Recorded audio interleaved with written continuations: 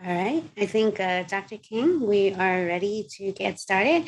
Thank you so much, Dr. King, for joining us today. And Dr. King comes to us from Temple College, and she really is going to talk to us about connecting to basic needs. I want to give a little introduction as well to her. Dr. King is a practitioner researcher at the Hope Center for Community College and Justice. Prior to joining the Hope Center, Dr. King progressively developed her skills to build and maintain relationships, provide face-to-face and remote technical assistance and training, and facilitate strategic planning at the Marian Swetland Center for Environmental Health. And she has a lot of experience in assessing health needs in large communities of underserved populations. And so we are really excited to have Dr. King with us today, and I will let you take it away. I think you're muted, Dr. King.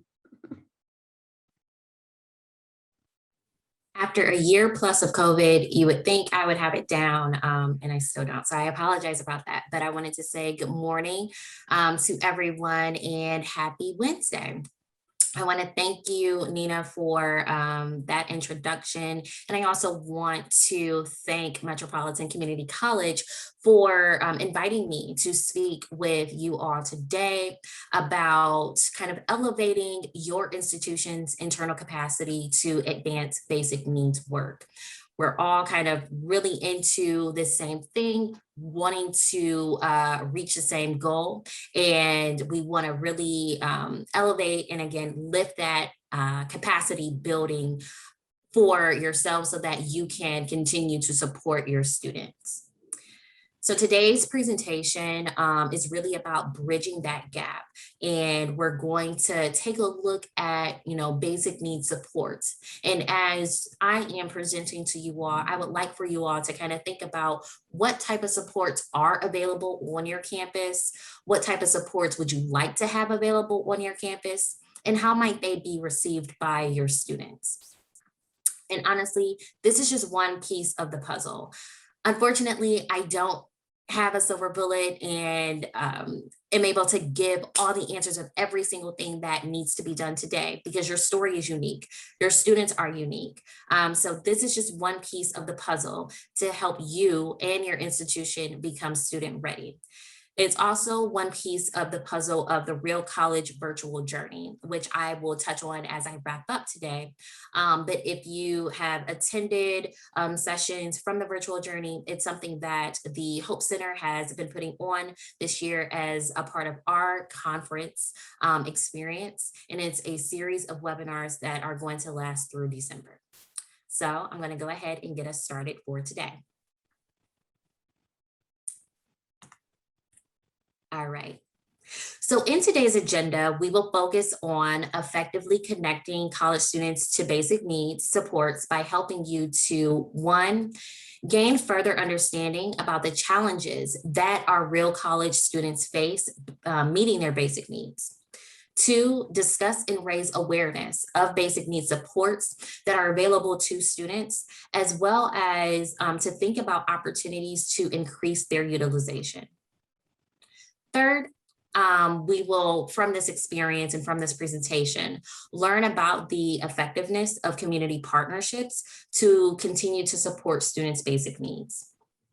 Now, again, before we get ourselves started, kind of knee deep in data and what today's presentation is going to touch on, I'd like for you all to feel encouraged and feel empowered to engage with your colleagues in the chat.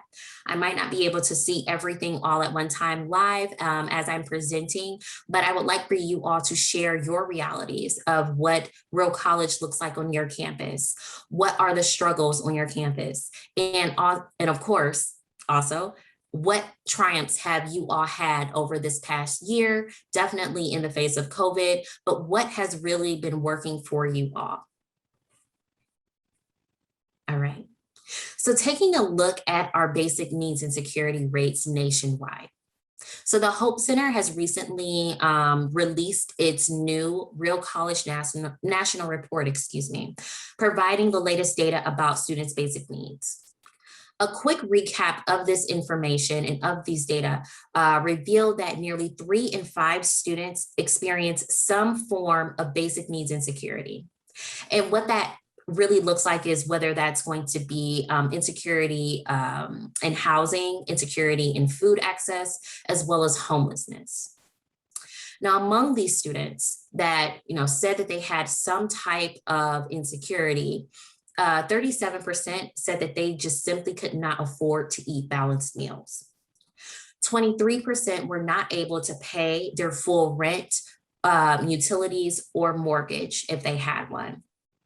And 11%, this is particularly interesting during COVID, noted that they stayed temporarily with a relative, a friend, or they couch surfed.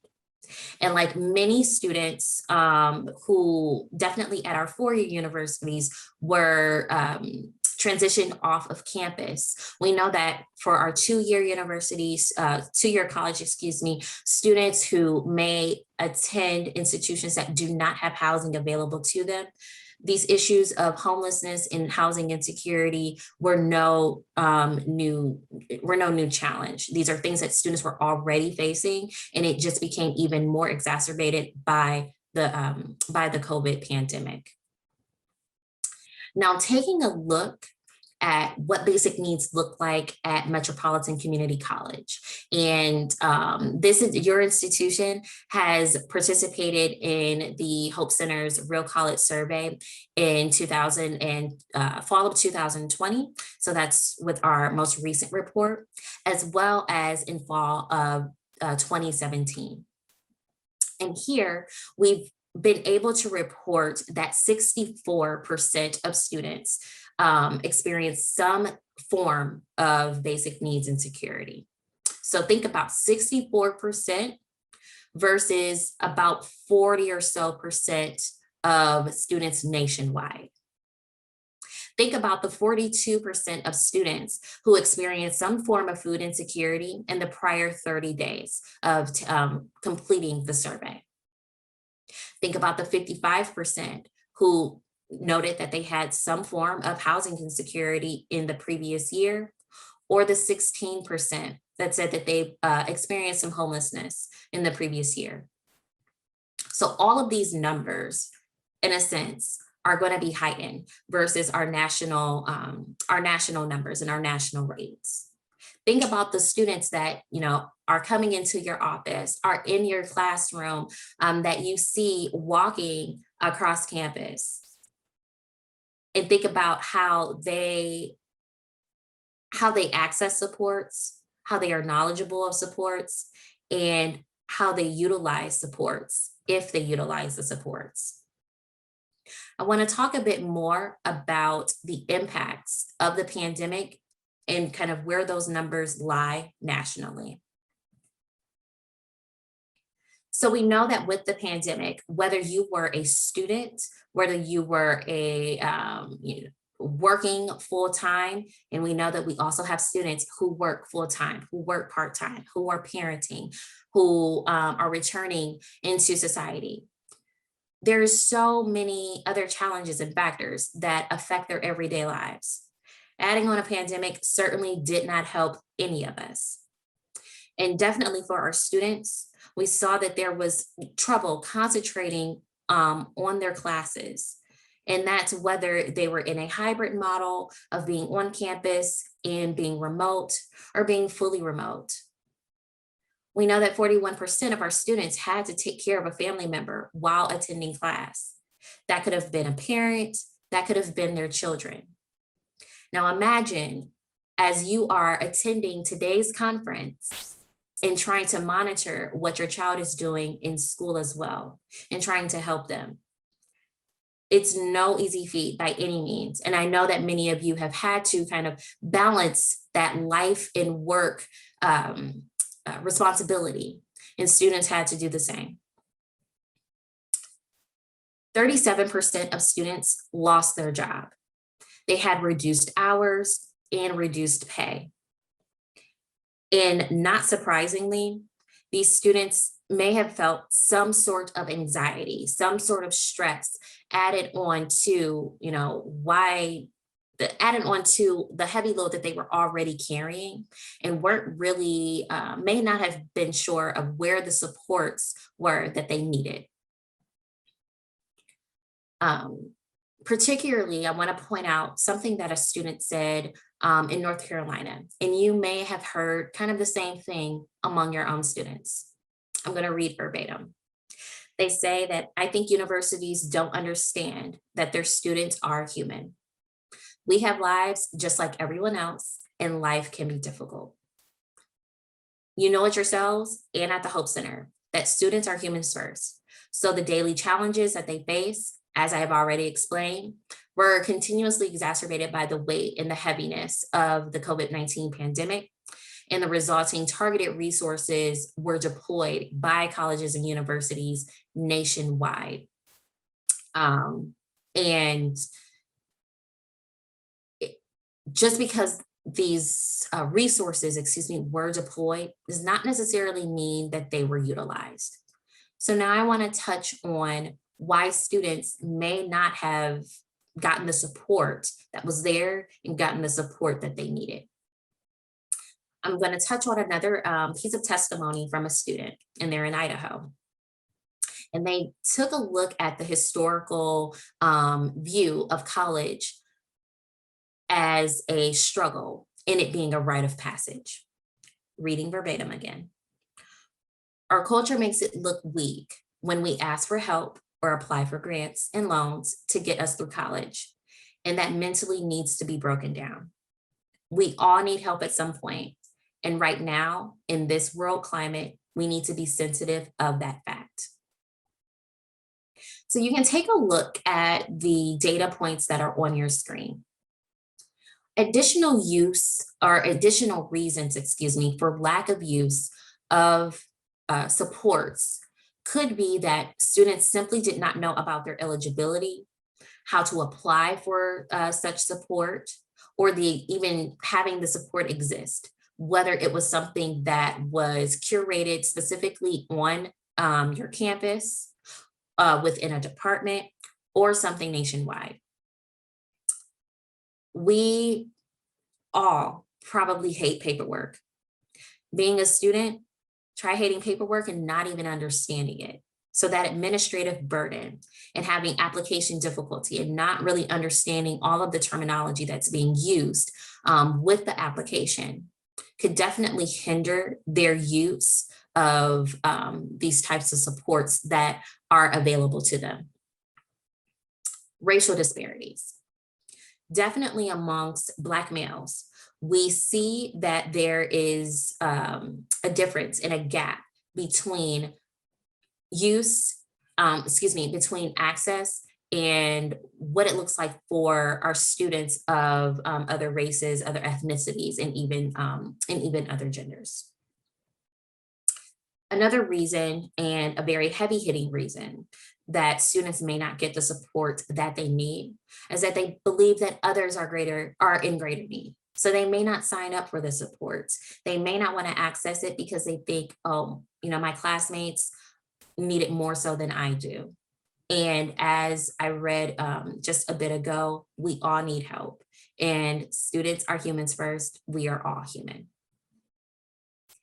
As an administrator, as a leader, an advocate, or a community-based organization, you know firsthand that in addition to connecting students with supports, it is just as equally as important to create awareness about these services and about these benefits as it leads into actual utilization.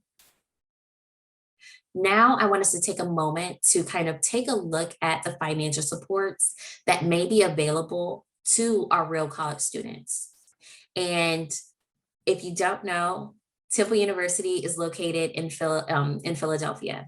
I'm actually located in Cleveland, Ohio. So the supports that I'm going to pop up on the screen now, they may look a little different than what you all have in your home state.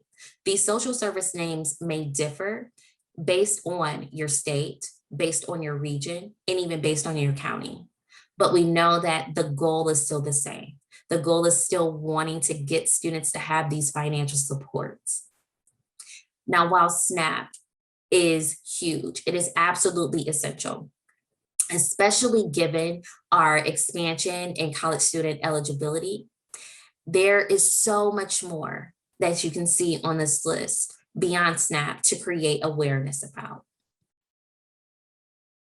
Now, to create transformative action around these services, it's crucial to remember that communication truly matters. And I know that you all have been in the process of communication and communicating information out to your students, definitely during COVID, and definitely as you all are thinking about fall semester, because that is going to bring a different world for so many. But I would like for you to consider the following approaches for your campus. I would like for you to consider integrating new information into existing modes of communication.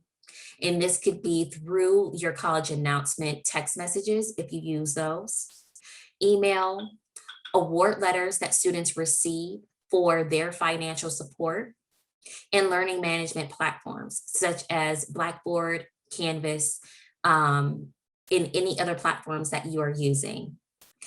And also not only provide them that information, demonstrate how to access the information. And that can be done as you all are considering orientation or convocation for your students. Now I want to talk about marketing existing resources.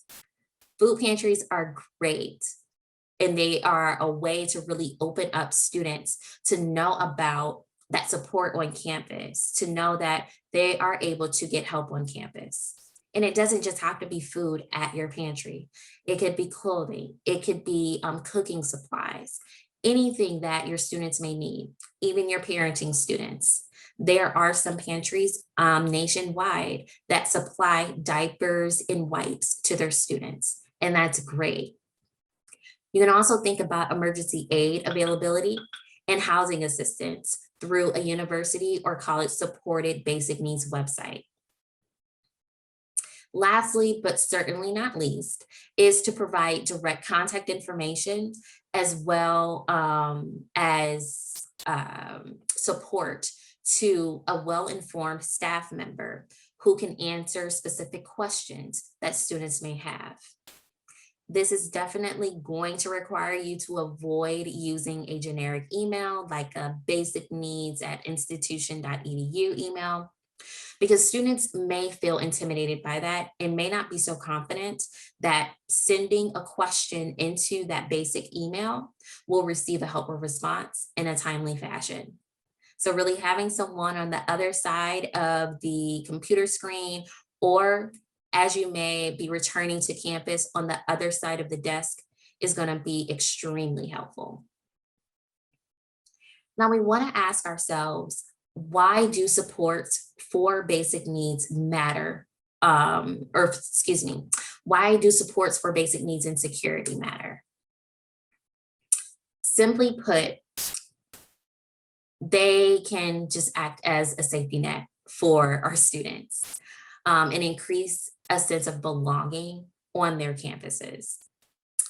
Definitely, as students are returning to campus, their respective campuses this fall, that sense of belonging is really going to be important for them, particularly those who may have started their freshman year last year virtually and are kind of having their first visit to campus this fall. In addition to providing emergency aid, the development of these supportive relationships with a trusted member of the staff or administration can really make students feel seen and valued as a part of the campus community. As I would say myself as a lifelong student, I can personally still recall and count on my biggest supports as I navigated through college, whether that was at our local community college, Cuyahoga Community College, or as I attended Kent State University. And it definitely helped to have a home away from home to be able to support me in those times that I was really struggling and I felt really challenged by my emergence as an adult, but also the other factors that came with being a student and that life balance. These supporters, like many of you here today, can help students reduce stress and anxiety with navigating the complexities of reaching academic success, especially as we all kind of think about the what's next of the COVID-19 pandemic. Now, I want to take a moment to kind of think about how colleges themselves nationwide are lifting partnerships. And it really is going to boil down to having the right mix of partners.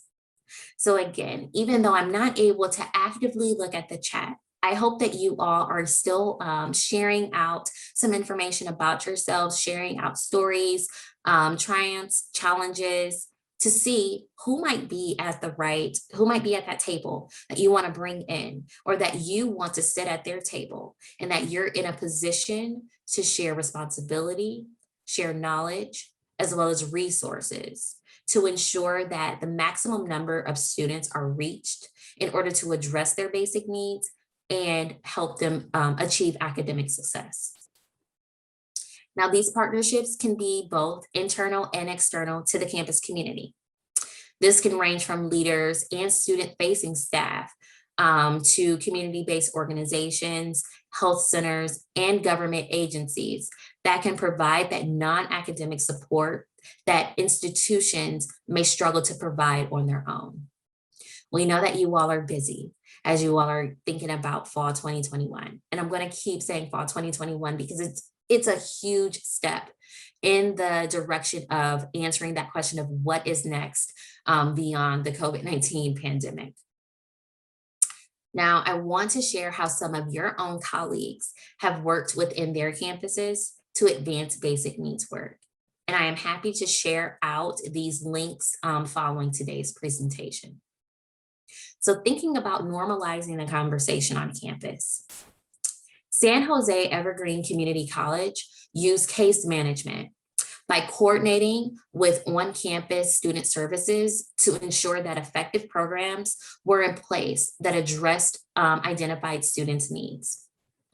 They developed and established relationships with community agencies to be able to provide resources, and that included the coordination of a referral process with these external partners. So the case managers were able to utilize a program or platform like Starfish to be able to collect the information from the students and begin an external referral process to assist the students in a way that they knew on campus they would not be able to do so. And by accessing this much needed help, it ultimately became the norm. It became the culture of the campus. And it was not just for one certain type of student. And that helped the students see that anyone could need help and that their peer was not necessarily more deserving than themselves. Centralizing services. The advocacy and resource centers like those at Amarillo College and Alamo College use one-stop services. And that's a service approach, to increase student retention and completion by supporting student access to basic and social service needs in a holistic way. So having those wraparound services was really important. Students didn't have to go external to their campus in order to seek help. They were able to go to one central location and receive all the help that they needed. Student engagement. Now, in partnership with the Hope Center, Dallas College actually used an automated text-based system to provide its over 9,000 students with timely and relevant information about food resources, about emergency aid, and housing support during the pandemic. Some students even received empowering messages and stigma-reducing language in addition to this information. We know that stigma associated with basic needs support use is a huge hindrance in actually using what's available to them. By receiving these messages that were empowering to them, they knew that they were not alone and that support was truly available for them. Advocacy. By equipping key partners like your student-led and community-based organizations to disseminate information, both confidently and accurately, those two are very important. During events and activities, help to elevate student awareness of support, but it also opens that door for students to see both self and peer advocacy and feel empowered to seek out support when it's needed. That advocacy definitely does not lie just there. It's going to fall within the laps of our staff and faculty as well, because they certainly are not left out the ability to offer support to students and be a part of the solution. Using a resource like a syllabus statement or having one-on-one chats with students at the beginning or end of class can make a world of difference to students and show you all that you have the power to have impact and that you are absolutely capable to make a difference in this work.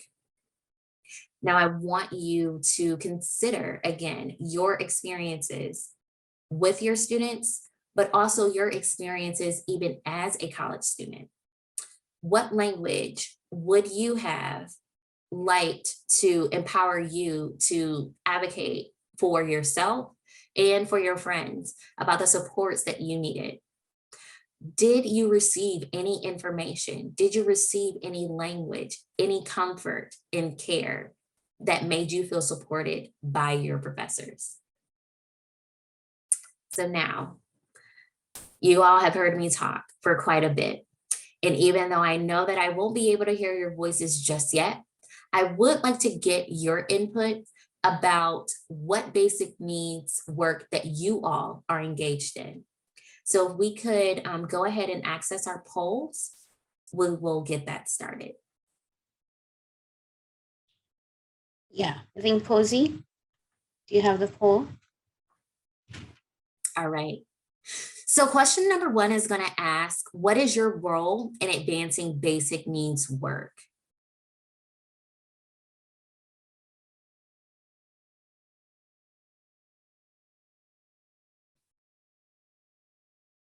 All right.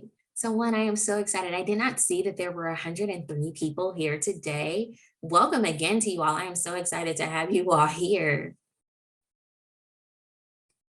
And let's see if I can pull up my chat because I do see that some of you may not fall within the categories of the responses that are available. If you are willing, can you please share what role you have in advancing basic needs work?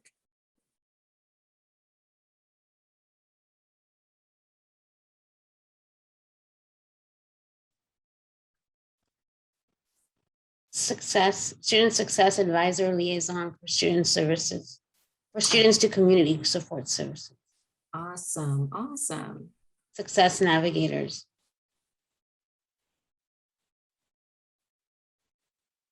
Please drop your comments in the chat if you can. All right. So we're going to give about maybe 10 more seconds more for anyone who has not responded to what role, what is your role, excuse me, in advancing basic needs work. Please go ahead and do so. So we have a multifunctional role. We have an assistant director, scholarship specialist, advocate, mentor, instructor, multifunction. Advisors, advocate for students, connecting them with resources. Raquel wears many hats, so she says she needs to select more than one. Okay. All right. So, Nina, if it's okay, I'm going to go ahead and close this poll. Awesome. So, while majority of you all are in higher education, administration, or an advocate, I really do like the comments that I'm seeing that some of you are wearing multiple hats. And maybe some of you who selected one response, you really do wear multiple hats. And that is so real. We're talking about real college. So that is so real. And that's so important to really note that as you are wearing multiple hats, you really have to know about all of the resources that are available for students to be able to succeed both personally and in their academic journeys. So thank you all for sharing with that. We do have 2 additional questions. So I'm gonna exit out of here and just advance my screen so we can see the question. All right. I think we have a poll for this as well, right, Posey?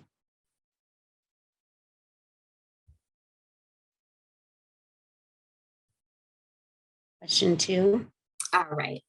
So does your institution have a basic needs committee or task force?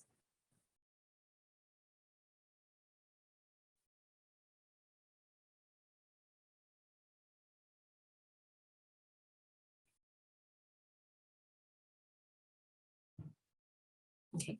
Nina, are our attendees able to see the Yes, if you share the screen. responses? Yeah, you can if you share the response. Okay, okay. Once you end it, yeah. Okay, I will do that.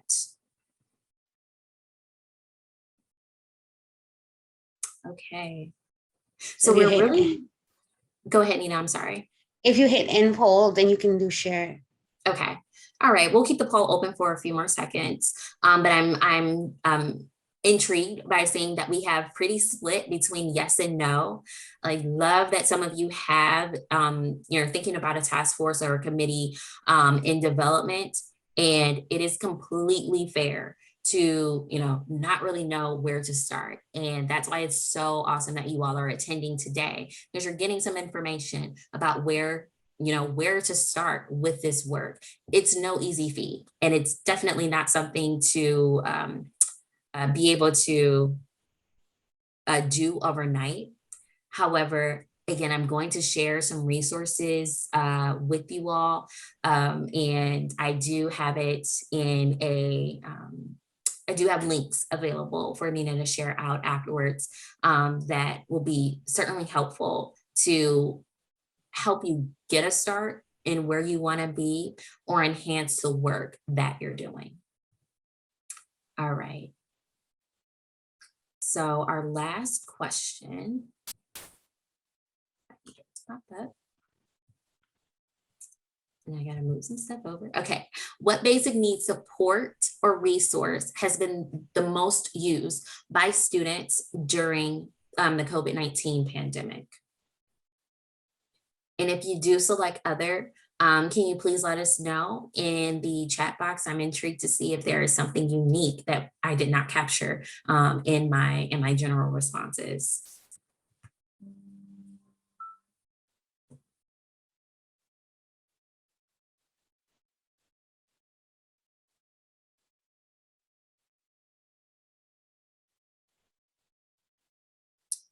All right, so we do have food pantries. I love the technology assistance that students were able to have. Great mental health services, absolutely important. I think we also have people like Raquel who are very connected with the community. So Raquel also shares resources from around the community. So that's kind of interesting as well and helpful. That's awesome. And I'm sure that comes with having those connections comes with having to wear so many hats, Raquel. Right. All right.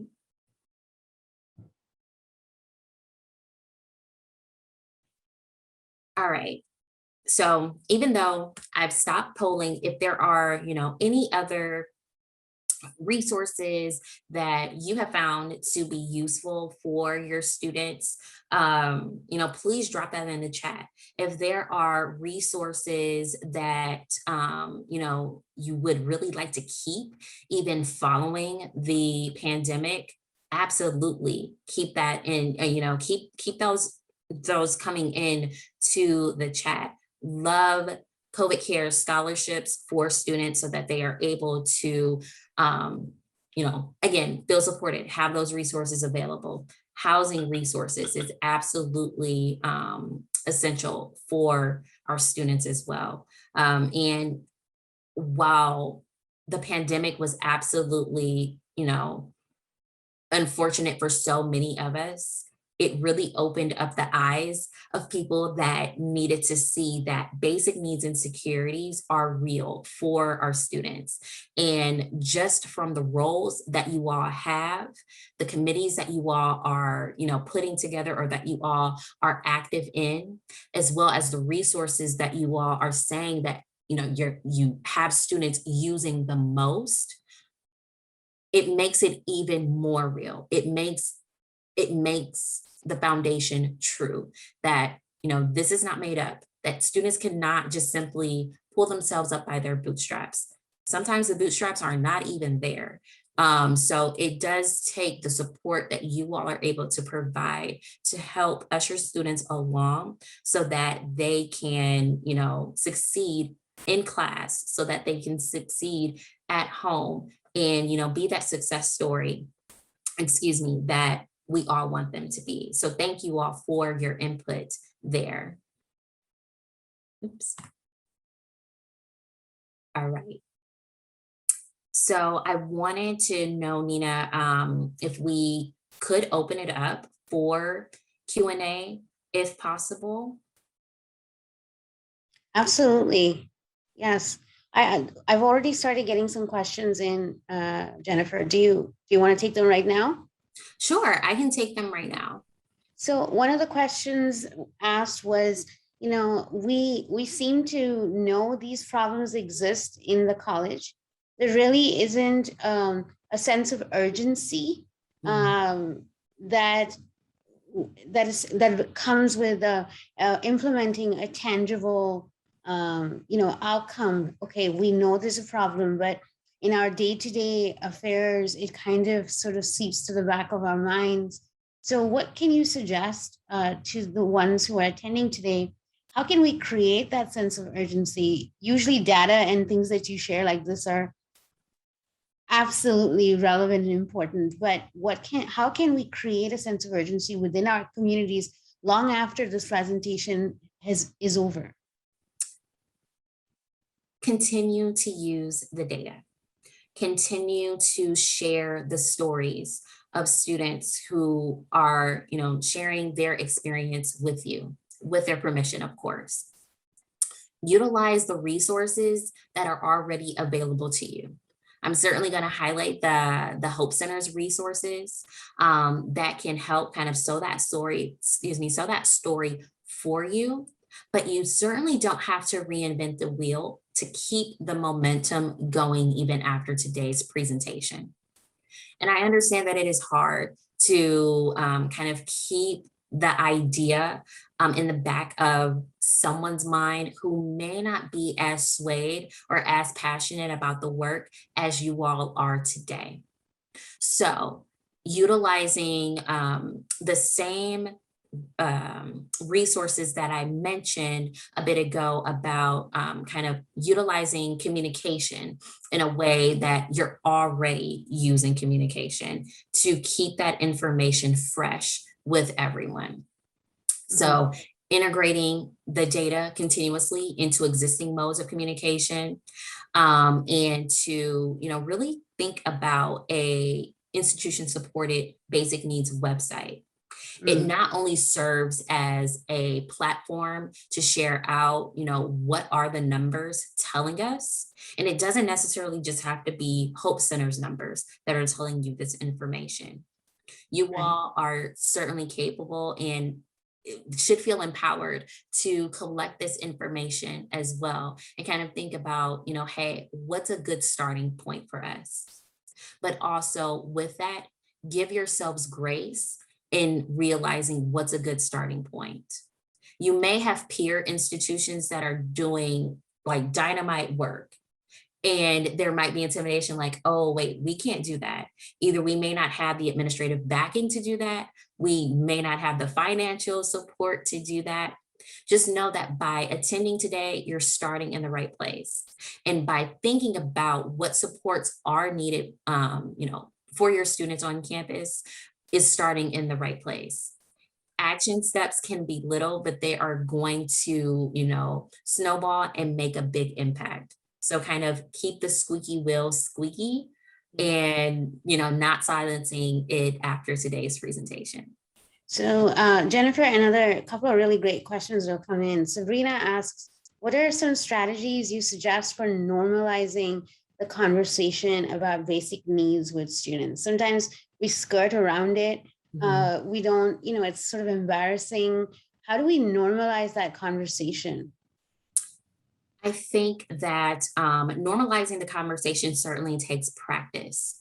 At the Hope Center, we're so used to talking about it, that it becomes second nature. Normalizing the conversation doesn't just have to be amongst the administrators who are here today, our education specialists who are here today, our coordinators. Invite your students to the table as well, so that they can, help think about how to normalize that conversation. What type of language are they using when describing their inability to access food, their inability to pay the full amount on their utility bills or any other bills that they have, if they are experiencing homelessness. If they are comfortable sharing their stories, absolutely have them in the loop. And also, I think it again goes back to the communication of having those advocates on campus. The advocates don't just have to sit in student affairs. They can be your faculty. They can be your staff members who are seeing students outside of the classroom, because they may have a little more information available to them than what administrators may see on a day-to-day basis. Yeah, Jennifer, I think the next three questions are all kind of connected around normalizing asking for assistance, but also the stigmatizing language that goes with asking for help. And then Marjorie says that there's a stigma associated with accepting aid, and that the biggest struggle is sharing resources and students not wanting to access these resources. So, and Claudia talks about stigma reducing language. And I think Terry also asks about how can we make them feel comfortable about asking for help and receiving help. And do you have any language or tips or language that advisors and staff can use so that we're not using stigmatizing language? Sure. In addition to asking students to share their stories, you can certainly think about your story. I ask you all to kind of consider what language would have been helpful for you as a student to help you feel empowered to advocate for yourself or advocate for a friend. There is some normalizing, and I see in the chat, so I actually do have my chat open. I don't know if you all can see it as well, from Laura, saying that there is a link for an article about normalizing asking for assistance. It again is going to take practice from our students to normalize asking for assistance. And I believe that it's first, thinking about normalizing the conversation within itself. The language that can be utilized, I mentioned a syllabus statement that helps normalize the conversation kind of in the classroom, even if it's not an overt and full-blown conversation in the class amongst the students and the professor about who needs help with food access. Having that type of information or having that type of statement, excuse me, to let the student know that they are supported. The words support, the words care go a really long way.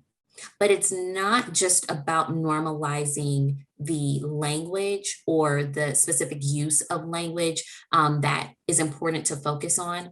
It's also important to focus on the actions that are able to back up this language. So it's not just having or an institution supported basic needs website that talks about what services you all have, how to access these services, but to have that real person there to help students, whether they are a social worker that you might be able to hire on campus, or whether that comes from having the external partnerships outside of campus. Those are going to be helpful for you to, normalize the conversation and utilizing students for that peer advocacy to talk with each other about how to normalize asking for assistance. Did that answer the question? Yes. Okay. Are there any other questions? I think there's one more that came in. So can you give a few examples of colleges that you feel are really doing it very well, and things that they have done? Sure. So I'm going to go back to like the examples that I did share a bit ago, and I did see that in the chat from Raquel, for some individuals, it cannot be normalized. It's hard asking for help. Think about the work that you're doing every day. It is hard asking for help, and it's sometimes hard to normalize, that in a society where we are just typically used to doing things on our own and finding those resources on our own. So here are, some examples of institutions that, have done pretty well with having their students, kind of normalize that conversation. So again, having that peer-to-peer support, we have seen that with CUNY. They do have a peer-to-peer model where, their students are, oh gosh, I'm losing the word right now. Let's say champions of the work that, needs to be done. They are active in the conversation on campus. They're active in the conversation with an external partner called Swipe Out Hunger, so that they are able to establish relationships with their peers and then kind of normalize that culture on campus, that you do have students that look just like you, that are in the same boat as you, that are able to help you. Centralizing services could quite possibly, take a look at students thinking that they are ineligible for things. So the inability of getting the support because they are afraid that they're going to be denied. So thanks, Nina, for putting that in there as well. So thinking about, Amarillo College's ARC, their advocacy and resource center, having a central location on campus so students don't feel the weight of having to go off campus, having to tell their story and kind of prove their poverty over and over and over again. Having those wraparound services on campus is going to make a difference for students and has already made a difference for the Amarillo College students who are able to kind of use their time in between class, use their time before or after class to help them. So I'm looking right now at their program, or excuse me, at the art program. I have two screens up, and they have a social services kind of arm to things that they want to provide as much information as possible to students so that they are able to access the community resources when needed, and their campus resources when needed. Utilizing a referral form, just asking out of curiosity if anyone is able to share, or Nina, if you're able to share, if referral forms are used, if students can utilize Yes. an online form to Mhm. indicate their need, and if there is still that hesitancy in asking for help in that way, if there has been an uptick in the use of these forms since COVID. Right. I don't know if Julie Langhold, our Dean of Students Accountability, is here on here. She may be able to talk a little to this. But yes, we do have forms available. Oh yeah, Julie's here. Julie, do you want to put in the chat? I'm not sure. Let me see if I can move you to panelists so you can sort of speak a little bit here. That would be great. Yeah. One sec, Julie. Give me 1 minute. All right. Yep, you should be on there now, Julie. Okay. A little challenging here. Can you hear me? Yes. Okay. We early on in the pandemic created some forms for students to request assistance. So we have a form that they could request emergency assistance, which now Student Affairs is handling. But we have a number of ways. Faculty and staff can refer students to our Student Advocacy and Accountability Department, and that department has our advocacy counselors, our disability support, and they help make the connections to community resources, et cetera. And we have a recent awesome partnership with the University of Nebraska at Omaha that we can provide referrals to students to their counseling and psychological services for short-term counseling services, and then kind of as a bridge to other services as needed. And they can do that through a reach and advocacy counselor request form so that we can make that referral. So we try to, and I know Nina, we use the advise alert so students can also request help and connect with resources. Yeah. But as you point out, Jennifer, I mean, just from the stats that you shared at the start, we're still, I mean, that's the challenge, right? We have all of these great services. You know, we have teams that are really dedicated, and, you know, but we're still seeing 64% of our students, you know, struggling with these basic needs, but also quite a high percentage of students saying we don't know what services, you know, we offer. So there is definitely a gap that needs to be filled. And I'm pretty sure that at all big colleges of like of our nature, we're multi-campus, multi-center, you know, second 2-year community college, that these are some of the challenges we're seeing. Absolutely. And I certainly commend institutions like Metropolitan Community College that has so many students all over the place, commending the work that you all do, and that everyone who is attending today, that you all do. It's absolutely amazing. And it, again, is by no stretch of the imagination a small feat to handle within itself. That is why the Hope Center is here for you all to, you know, again, become student ready, and to be able to support your students. So Nina, I do have resources kind of in addition to the national report that we have from looking at basic needs and security during the pandemic. It does have information about, when it comes to caring for your students, a little can go a long way.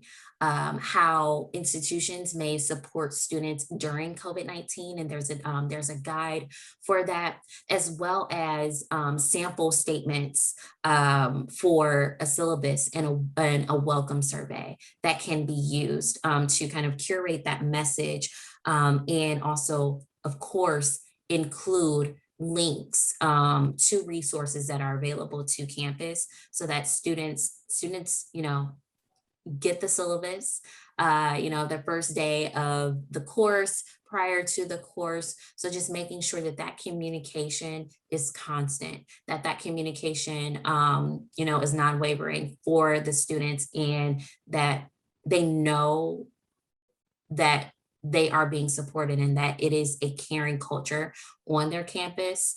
And it's there for them when Right. they feel comfortable asking for it. The level of comfort is really something to think about with students, and how does that level of comfort differ between a first generation student versus our parenting student. So we know that the story of each campus that you have and of each student really is unique.